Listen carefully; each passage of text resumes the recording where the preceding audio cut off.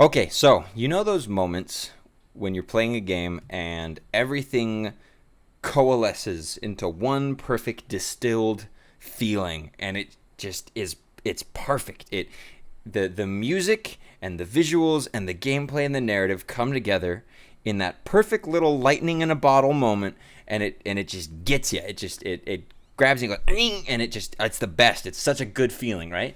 So um, I was playing through. So I have three instances in some games that I've played recently. One of them is from a game I've played a lot, but not recently.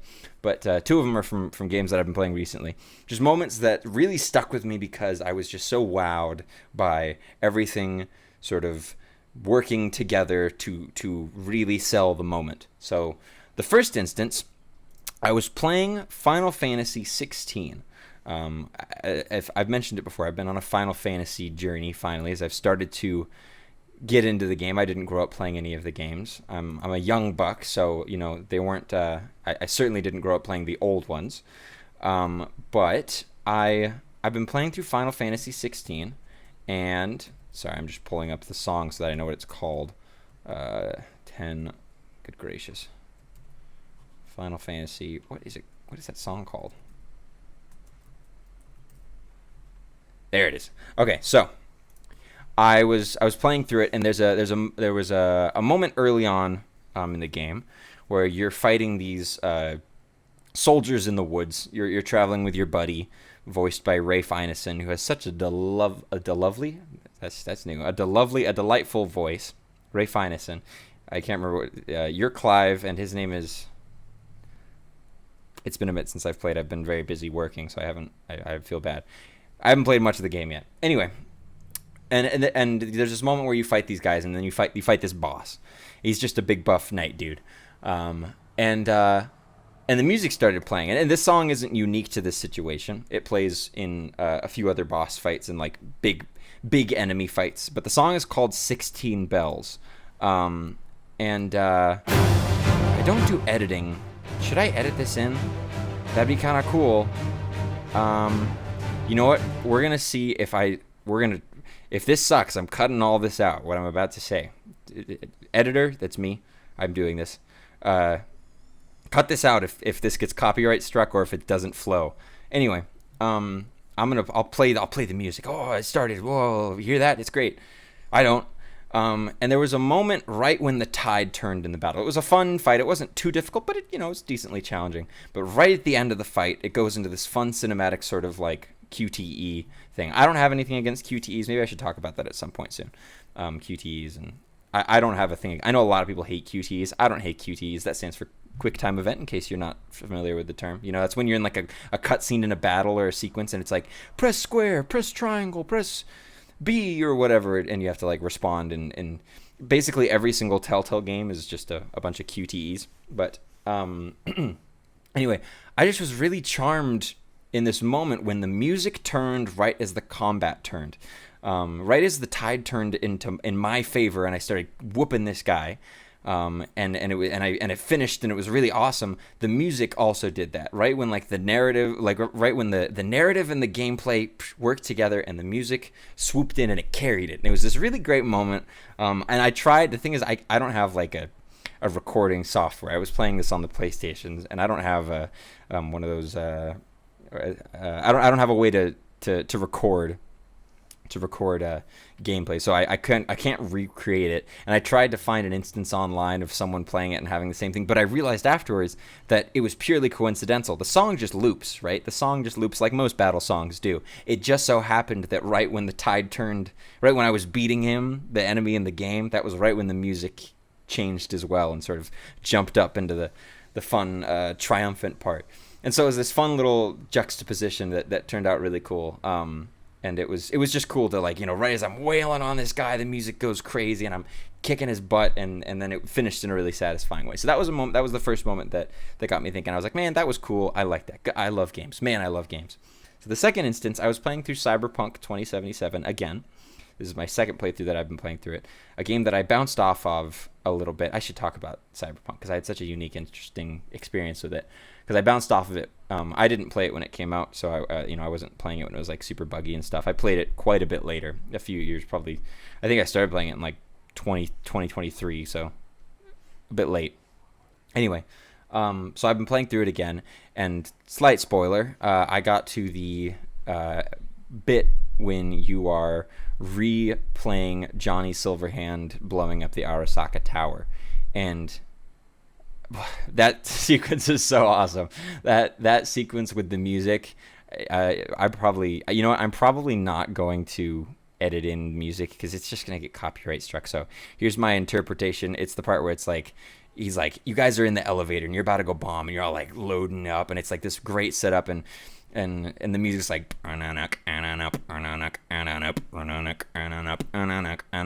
it like builds up, and it's just, and it's super awesome. And then it's like, and it's like all muffled and cool with this cool like low pass filter or high pass filter, and then right as the doors open and the first enemy's there, it drops, and it's the craziest. Like, they've turned up the music. They knew what they were doing because the music's not normally this loud. They crank up the music right as it hits, and that it's like every like bass is like a punch in the face, and you're just tearing up shop as Johnny Silverhand. It's the strongest you've been in the game so far because you're Keanu Reeves, so it's cool, right? But I was so struck again. Obviously I played this before, but I was so struck again by what a scene that is. What a way to set the tone. And it was just everything working really well. You've got this crazy gun that's like, he like spins it and like shoots fire out of it. Like, normally when you melee people in that game, at that point you just punch them or whack them with your gun, but he like shoots fire out of it, he spins it and reloads. It's crazy. There's so much aura in that sequence. And the music worked so well to sell that bit. So that was another moment that I really I wish it was longer because I breezed through it because it was like too easy. But that was another one. And the last one on my list of three is from one of my all-time favorite games, Shadow of the Colossus, which I used to watch my eldest brother play on the PlayStation 2 back in the day. I would watch him play it, and we weren't like strict growing up. We didn't have like super strict rules about what we could watch and couldn't watch. But our parents tried to be mindful, and one of the things that we had a thing about when we weren't like old enough to see blood happen, right? And so like a violence. And so what would happen is we would watch my brother fighting these colossi. If you're not familiar with the game, you go around to different locations in this really awesome, surreal, beautiful landscape, and you fight these massive furry beasts that vary from being like 20 feet tall to like 400 feet tall or whatever, right? These giant monsters, the Colosseeple. And so the music in that game is outstanding. It's so good. All of the tracks are incredible. They're incredibly cinematic and orchestral and tug at your heartstrings in millions of ways. But there's one song. If you're familiar with the game, then you probably know the song it is. It's the song that also occurs, similar to the Final Fantasy one, when the tide turns, right? It's really can be eerie and tricky to climb up, sometimes very frustrating to get onto the Colossus. Once you get onto the Colossus, each one is like its own puzzle, figuring out how to climb these things so you can get up to their weak points that you can stab them. But it's funny because I already started talking. I forgot to finish my story about why. This is why I should write down things, because I just start yapping. What I was going to say, we're coming back to this. What I was going to say was when I was young and I wasn't allowed to watch blood happen on screen. Wow, that's crazy. It was like watching my brain melt in front of my own eyes. We would watch my older brother play this game, and then when he was about to stab, he was like, "Okay, guys, close your eyes. You can't look." And then he would stab the colossi, and there would be a blood spurt. It's funny because the blood's like ink. It's not. It doesn't even. It's like mist almost. It doesn't even look like blood. But anyway, okay, back to the actual me telling what I loved about this game.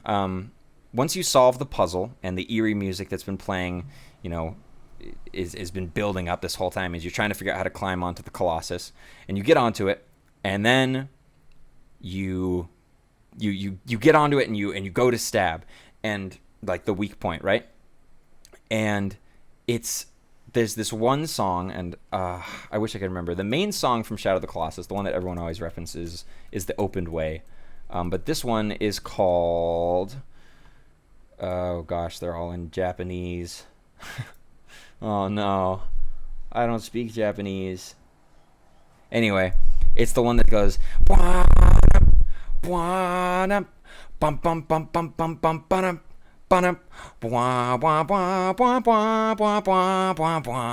It's like this super epic rousing thing because the music that's playing before is often very ominous or very scary or just eerie, right? And then you finally get on this monster, and then the most triumphant music you've heard in your life starts playing, and it's so good. It's so good. You're like, yes, I'm conquering the furries. It's amazing. It's so well made. And then what I love is focus, please, thank you. What I love is juxtapose that with immediately right after when you kill the Colossus and the saddest music you've ever heard in your life starts playing, and you go, oh, am I a bad guy? And you are. Ish. Anyway, I love that. That was one of the first moments in gaming that I ever like experienced where I was like, oh, this is amazing. Video games are amazing. Look what they're making me feel. And it was that song. So maybe what I'll do is I'll put a link to each of the songs, or if I can find like a YouTube video that someone has or something, what I'll do is I'll put a link to each of the songs in the description so that you can, for anyone who wants to figure out and not have to hear my mediocre acapella beatboxing to figure out what songs it is, so you can appreciate it for yourself. But man, video games, man, they're so good. It's never been a better time to be a gamer. I truly stand by that. I know that like the industry is crazy sometimes and people get scared about a lot of things, but I truly believe there's never been a better time to be a gamer. So many games are becoming more accessible, and so many games are so good. Yes, there's a lot of garbage out there, and there's a lot of companies that suck, but man, there's some good games. Yep, that's it. Okay, next video, my plan is, unless I totally get derailed and something else comes up, I want to talk about my experiences with doing game jams. I want to talk about my experiences being a composer for some of the game jams that I've worked on, and just about doing composing game music in general, because I've also worked on some not game jams. So yeah, okay, that's it. Bye bye.